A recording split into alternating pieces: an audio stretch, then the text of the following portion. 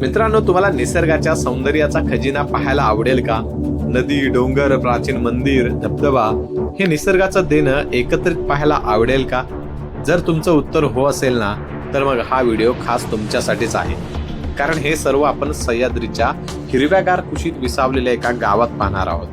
ते म्हणजे गजबजलेल्या शहरापासून दूर निसर्गाच्या सानिध्यात दडलेले पोलादपूर तालुक्यातील देवळे गाव.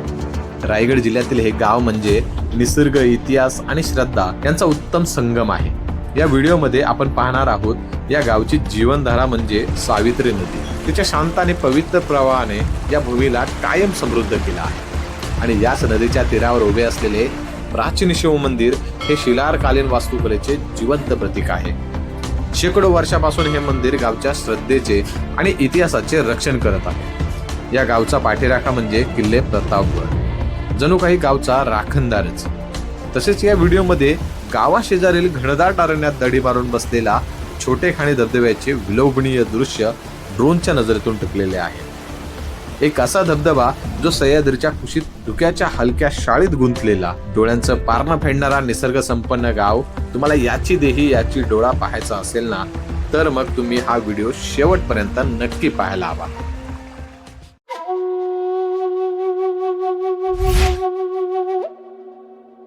सह्याद्रीच्या अथांग पर्वतरांगांमध्ये जिथे ढग जमिनीला स्पर्श करतात आणि वाऱ्याच्या झुळकीत निसर्ग स्वतःचे गीत गुणगुणतो, तिथे एक गाव शांतपणे श्वास घेतं. ते म्हणजे देवळे गाव. इथे पहाट होते ती अलार्मच्या आवाजाने नाही, तर पक्ष्यांच्या स्वरांनी.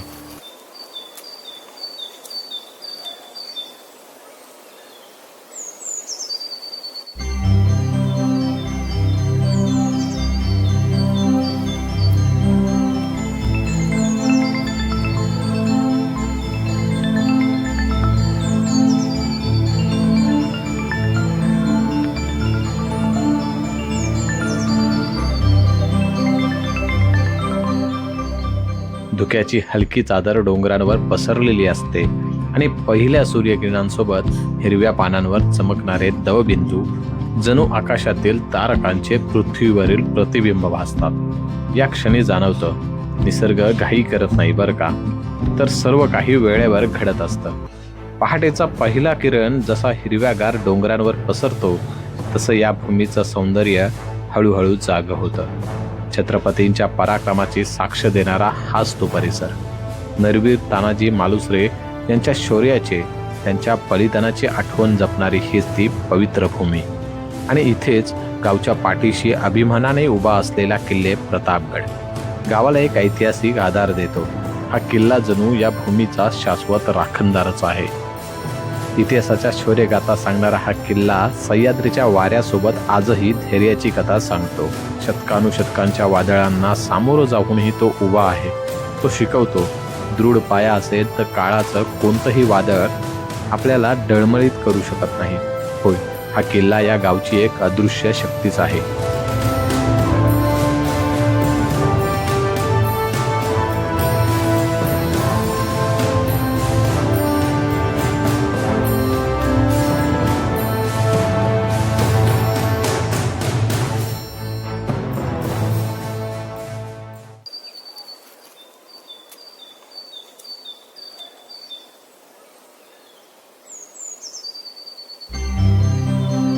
ही आहे या गावची जीवनधारा, सावित्री नदी. शांत, संयमी आणि आईसारखी ममत्वाने वाहणारे. तिच्या तीरावर उभं राहिलं ना, की काळ जणू थांबतो. पाण्याच्या प्रत्येक लाटेत गावच्या आठवणी, इतिहास आणि श्रद्धा मिसळलेल्या आहेत.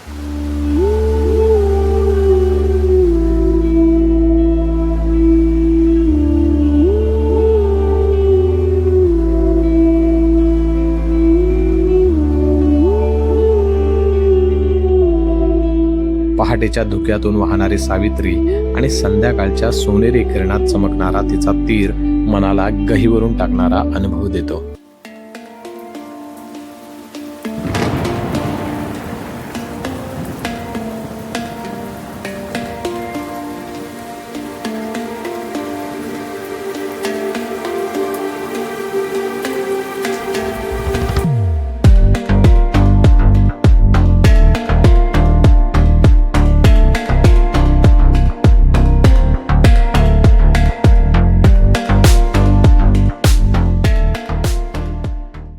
ही नदी फक्त पाण्याची धारा नाही तर गावच्या जीवनाची नाडी आहे. शेतकऱ्यांच्या कष्टांना बळ देणारी, मातीला सुपीक करणारी आणि प्रत्येक पिढीला जिवंत ठेवणारी. दुपारच्या उन्हात शेतात काम करणाऱ्या हातात श्रमाचं सोनं चमकतं आणि साध्या आयुष्यातील समाधान इथे सहज समजतं. तुम्हाला खरं सांगू का, इथे लोकांकडे कदाचित संपत्ती कमी असेल, पण वेळ आहे, नाती आहेत आणि एकमेकांसाठी मन आहे. बरं का, आधुनिक जगात हरवलेली हीच ती खरी श्रीमंती आहे.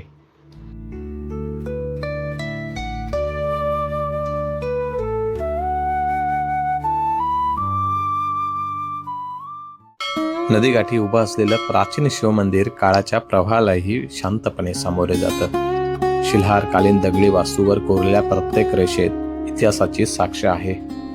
इथे येणारा प्रत्येक भक्त फक्त दर्शन घेत नाही, तर शतकानुशतकांच्या श्रद्धेला स्पर्श करून जातो. घंटानादाच्या प्रतिध्वनीत जणू काळ स्थिरावतो आणि मनाला अनामिक शांतता लाभते. शेकडो वर्ष उलटली, ऋतू बदलले, पण या मंदिरातील शांतता आणि शिवशक्ती तशीच अविचल आहे. हे प्राचीन शिवमंदिर शिल्हारकालीन वास्तुकलेचे जिवंत प्रतीक आहे. शेकडो वर्षांपासून हे मंदिर गावच्या श्रद्धेचे आणि इतिहासाचे रक्षण करत आहे. शिवमंदिरातील शांतता आपल्याला सांगते, बाहेरच्या जगात कितीही गोंगाट असला तरी मनाच्या अंतरंगात एक शांत मंदिर असतं. फक्त तिथे पोहोचायला शिकावं लागतं.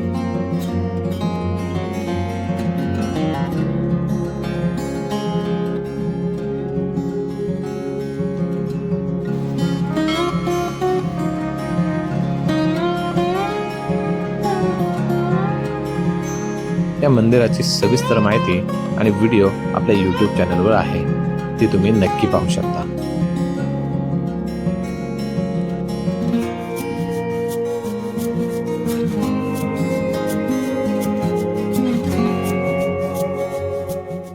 सह्याद्रीच्या कुशीत विसावलेले हे गाव जणू हळूवार सांगतं, थांबा, श्वास घ्या, ऐका. निसर्ग अजूनही बोलतो आहे आणि कदाचित त्या शांत आवाजातच आपल्याला स्वतःचा खरा अर्थ सापडेल. इथे वेळ थांबतो, मन शांत होतं आणि आत्मा स्वतःला शोधू लागतो. आता जाऊयात आपण या गावच्या घनदाट अरण्यात दडी मारून बसलेला धबधबा पाहायला. लहानग्यांच्या किलबिलाटात, मातीच्या सुगंधात आणि हिरव्यागार झुडपात वाट काढत आम्ही पुढे निघालो. आणि गणपतीसाठी चाकरमानी आलेले आहेत, लहान मोठे, तर त्यांना घेऊन आपण जातो. माझ्या पाठीमागे बघू शकता सगळे बच्चे कंपनी, चाकरमानी. आज धबधबा एक्सप्लोर करायला आम्ही सर्व जातोय.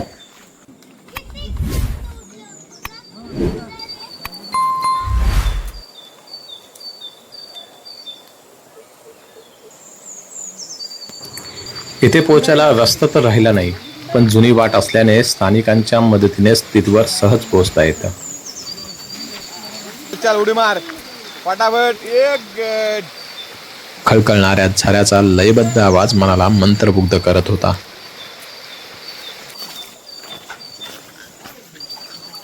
गणपतीचे दिवस होते आणि रानोमाळ गवत बऱ्यापैकी वाढले होते. आम्ही त्यातून वाट शोधत पुढे पुढे जात होतो.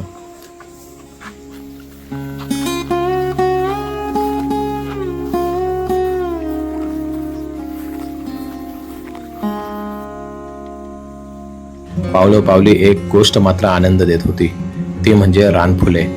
रंगीबेरंगी रानफुले हा छोटासा प्रवास आणखी सुंदर बनवत होती.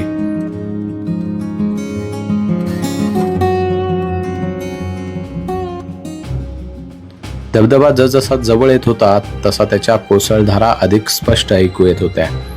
खरं तर हे हिडन प्लेस आहे. कदाचित या ठिकाणाला आजवर त्या नजरेतून कोणी पाहिले नसेल, म्हणून ते आजही अपरिचित आहे.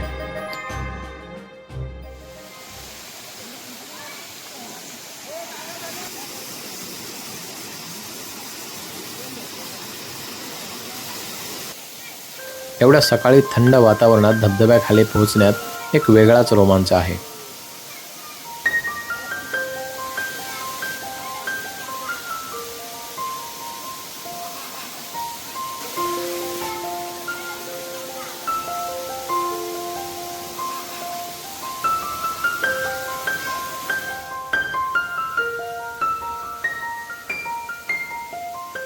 झुडपांच्या कुशीत लपलेला तो छोटासा धबधबा म्हणजे निसर्गाने जपलेला गुप्त खजिना जणू.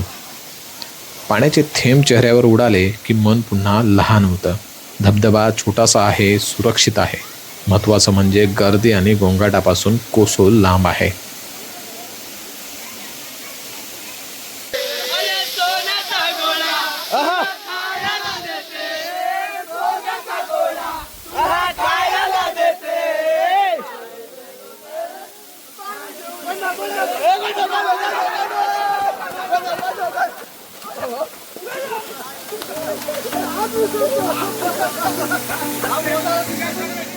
गावातील लहान थोर मुलांसोबत केलेला तो छोटासा प्रवास, मातीचा सुगंध, हसण्याचे आवाज आणि धबधब्याखाली घेतलेला आनंद हे सारे क्षण आयुष्यभर जपून ठेवावेत असेच आहेत. पावसाळ्यात धुक्याच्या पडद्याआड लपलेला छोटासा धबधबा जेव्हा पांढऱ्या रेशमी धारेसारखा झुळझुळ वाहू लागतो तेव्हा निसर्ग जणू स्वतःची कविता लिहितो. त्या पाण्याचा नाद, मातीचा सुगंध आणि थंडगार वाऱ्याची स्पर्शरेषा हे सर्व मनाला शांततेच्या एका वेगळ्या विश्वात घेऊन जातात.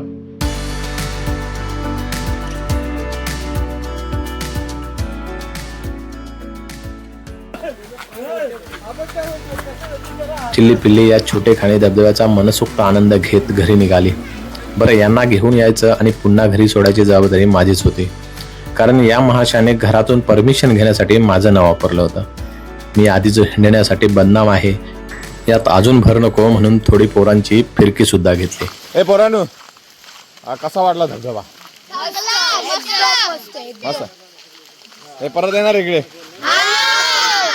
किती वाजता सकाळी आलेले? 5 वाजता उठून आले तुम्ही. कशाला 5 वाजता एवढं उठून यायचं? आणि घरी काय सांगाल आता? बाय माझं नाव सांगायचं नाही, गपचूप जायचं, भाकरी खायची आणि गणपतीला परत आरतीला यायचं. माझं नाव कुठं जर नेलं तर या पुढे तोंड दाखवायचं नाही. ग्रामदैवताचे दर्शन घेण्याआधी वाटेत आपल्याला गणरायाचे दर्शन घ्यावे लागते. याची एक वेगळी गोष्ट आहे. झाड तोडल्यावर त्याच्या खोडात सापडलेली ही बाप्पाची मूर्ती तिच्या मूळ स्थानी विराजमान आहे. निसर्गाच्या सानिध्यात रानफुलांची आरास घेऊन भक्तांच्या गर्दीपासून कोसो लांब. म्हणजे इथे कुठली गर्दी नाही, इथे कोणत्या मोठमोठ्या रांगा नाहीत आणि मोठी मोठी सजावट नाही, लाखोचा खर्च नाही. पण इथलाही गणपती या दगडामधला, या निसर्गामधला, इथल्या रानफुलांनी सजलेला हा गणपती पाहिल्यानंतर एक वेगळी ऊर्जा येते.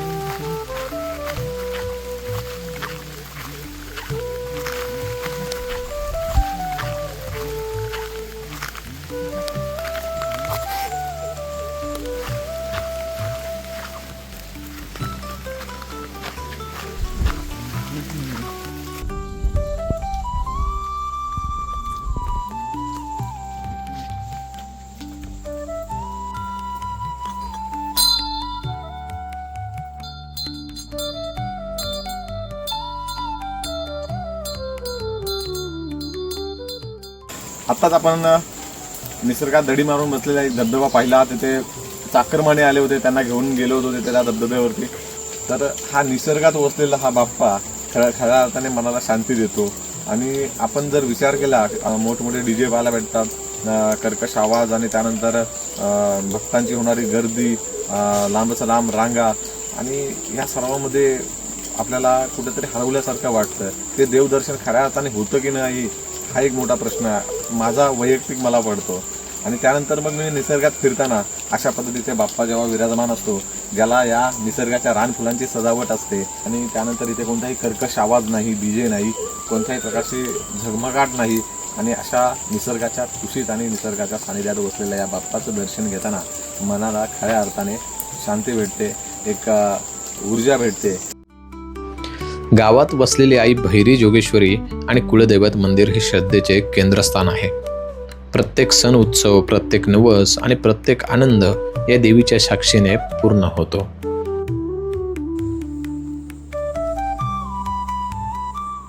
सावित्रीच्या तीरावर तर पहिलं स्थान म्हणजे शिव शंकर पार्वतीचं, आणि शंकर पार्वतीचा अवतार म्हणजेच भैरी जोगेश्वरीचा अवतार. आणि 15व्या शतकापासून हा देवळे गाव हा चाळशीचं कांबळा असून इनामी गाव आहे. आणि इथे ह्या इनामी गावामध्ये चाळशीचं कांबळं नेदानाचं आजपर्यंत काम त्या चाळशीचं होत आलं. आणि पूर्वपाठ ते चालू आहे. त्याचप्रमाणे ह्या महादेवाच्या देवळामध्ये आम्ही महाशिवरात्रीचा उत्सव फार मोठ्या आनंदाने करतो. त्याच्यानंतर श्रावणी सोमवार, हे 4 सोमवार अन्नदान हे सगळं देऊन आम्ही ते 4 सोमवारी इथे उत्सव करत असतो. भैरी जोगेश्वरीचा, पवत्याचा, नवरात्राचा आणि होळीचा हा फार मोठा सण इथं आनंदाने साजरा केला जातो. आणि तो साजरा करत असताना आम्ही गाव हे संपूर्ण एकजुटीने, एकमताने, लहान थोरापासून आम्ही सर्व एकत्र येऊन फार मोठ्या आनंदात हा साजरा करत असतो. आणि असंच ही परंपरा आमची असणारी मुलं, आमची असणारी मागची परंपरा ही अशीच कायम टिकवणार, अशीच चालवत राहणार. आणि तो चालवत राहण्यासाठी आमच्या भैरीभावाचा, शंभू महादेवाचा, जोगेश्वरी आईचा यांचा पूर्ण आशीर्वाद आमच्या पाठीशी कायम राहील एवढी मी प्रार्थना करतो. या गावची शान म्हणजे इथला गणेशोत्सव. शेवटच्या दिवसाची मिरवणूक म्हणजे डोळ्यांचं पारणं फेडणारा क्षण. खरंच गणेशोत्सव हा फक्त सण नसतो, तो गावाला पुन्हा एकत्र आणणारा क्षण असतो. विशेषतः दूर शहरात कामाला गेलेले चाकरमाने या उत्सवासाठी आवर्जून गावात परत येतात. तो फक्त सण नसून गावच्या एकोप्याचा आणि प्रेमाचा उत्सव असतो.